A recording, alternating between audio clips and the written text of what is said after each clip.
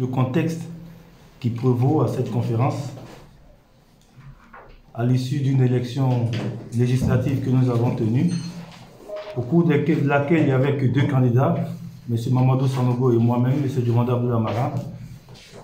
Nous sommes sortis des urnes avec une pseudo-victoire de M. Mamadou Sanogo, victoire arrachée dans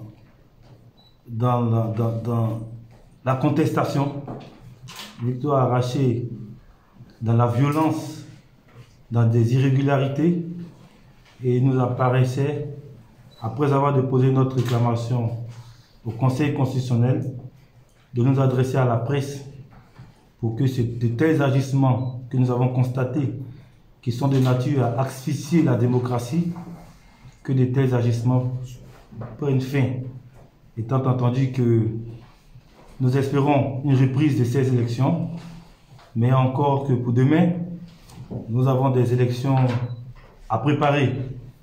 Et nous voudrions que ces élections soient préparées dans les meilleures conditions, de façon à ce que l'expression populaire soit validée, soit protégée, et que le meilleur, pour une fois dans le département de Guadeloupe depuis 10 ans, le meilleur, celui qui est choisi par les populations, puisse siéger, et que les voix ne soient pas étouffées, comme cela a été le cas dans nos élections d'il y a quelques jours. C'est ce qui m'amène à faire recours aux journalistes, afin que cela soit su, et cela ne soit pas tu. Merci beaucoup.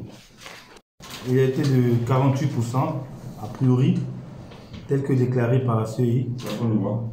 6095 voix. Et le score de mon adversaire aurait été de 51%, à peu près 6600 voix. Et l'expulsion de nos correspondants dans certains villages. Vous savez que notre département est découpé en 106 villages, avec des grands pôles. Vous avez une trentaine de grands pôles, et dans lesquels les chefs du village ont autorité. Et il est arrivé que dans ces élections, les chefs du village, avec à leur tête le chef suprême du Bafing, le chef du village suprême du Bafing, M. Ngouamou Diomandé, donne des instructions fermes, fasse jurer les populations, de façon à ce qu'elles ne puissent pas s'exprimer en ma faveur et s'expriment uniquement, exclusivement en la faveur de mon adversaire. De sorte que je parlais tout à l'heure de voix qui sont opprimées. De sorte que aujourd'hui, quand on cumule l'ensemble de ces voix qui n'ont pas pu s'exprimer, nous sommes moyennement à 1098 voix qui n'ont pas pu s'exprimer. Si l'élection, on considère qu'elle a été perdue avec à peu près 600 voix environ, ce qui veut dire que l'élection est complètement faussée par le fait simplement de ces oppressions qui ont été mises sur nos partisans qui n'ont pas pu s'exprimer.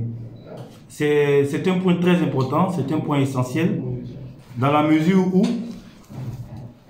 vous avez des chefs qui déjà dans nos régions sont précédés d'être des mystiques. Et donc quand ces chefs demandent aux populations de voter dans un seul sens, sous peine de voir tout contrevenant sous terre, en ce moment-là, le jeu est biaisé. Que tous les autres sont orientés, et ceux qui prendront la décision de voter contre l'orientation du chef, soit sont expulsés du village, soit de peur de se retrouver sous terre comme menacés, décident de partir eux-mêmes du village. Donc ça donne libre cours à toute une forme d'arbitraire, et le vote n'est plus exprimé et ça reste un passe-droit pour l'adversaire. Et quand on cumule, on se retrouve à peu près à 1085 voix de différence, comme je l'avais noté. Dans ces villages, vous allez voir la requête, je ne peux pas la produire parce qu'elle est déjà déposée au conseil. Mais vous verrez que dans ces villages, sur les villages qui sont visés, vous verrez que vous allez, par exemple, Goko, un village, 0 pour moi, 69 pour mon adversaire. Bango, 0 pour moi. Gouan, 0, 1 pour moi. Vassomadougou, 1 pour moi. Messadougou, 1 pour moi. Sekoudougou, 1 pour moi. Fala, 1 pour moi. Alors, quand on a eu 48% dans des élections, il est entendu qu'on ne peut pas avoir dans autant de villages, ou zéro carrément dans autant de villages, sans qu'il y ait eu la pression qui soit exercée. D'autant que dans ces villages, j'avais 10 représentants. Au moins, ces 10 représentants auraient pu faire le choix de Abdou Diomandé. Mais la pression, et quand la pression étouffe de cette façon les voix, la démocratie n'est pas exprimée et il y a lieu de reprendre cette élection.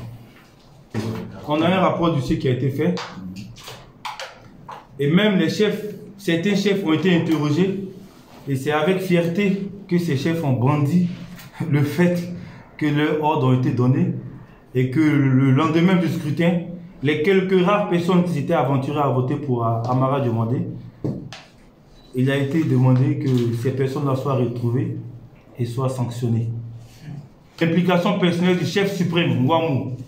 L'article 6 de la loi. L'article 6 de la loi portant statut des rois et chefs traditionnels est clair là-dessus. Et je cite, article 6. Les rois et chefs traditionnels sont soumis aux obligations de neutralité, d'impartialité et de réserve. Ils doivent s'abstenir d'afficher leur appartenance. Quand on a le chef suprême qui se substitue au directeur de campagne de mon adversaire et qui bat campagne, on a les éléments vidéo qui ont été produits au Conseil constitutionnel, n'est-ce pas une façon de rendre le jeu démocratique faux? Quand on connaît son autorité, jusqu'à aller menacer des chefs de se faire destituer s'il y avait une seule voix pour M. Diomandé Abdoul Amara dans certains villages. N'est-ce pas une façon de fausser l'expression du jeu démocratique?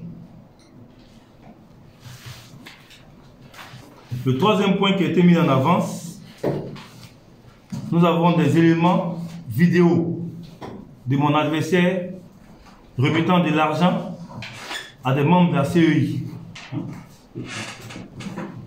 Nous avons ces éléments, nous avons produit ces éléments au Conseil constitutionnel. C'est de la corruption, c'est de l'intimidation. Et nous avons ces éléments. Ce que je demande, c'est l'expression du jeu démocratique. Qu'on permette à tous les électeurs de voter le candidat de leur choix. Point. C'est pour ça que nous demandons purement et simplement la reprise du scrutin.